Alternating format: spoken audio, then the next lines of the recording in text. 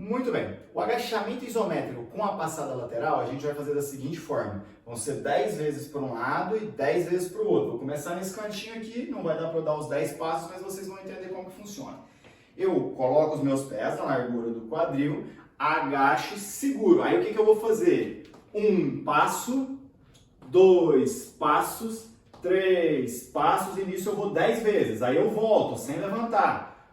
1, 2 e continuo até dar os 10 também. Lembrando que a postura sempre tem que ser aqui, ó. Bumbum para trás, olhando reto, não quer dizer que eu tenho que olhar para cima, pescoço reto. E o tempo inteiro eu vou trabalhar o quê? Tanto a minha coluna e meu abdômen para poder segurar a minha coluna, quanto o bumbum e as coxas para poder dar esse passinho lateral. Ok?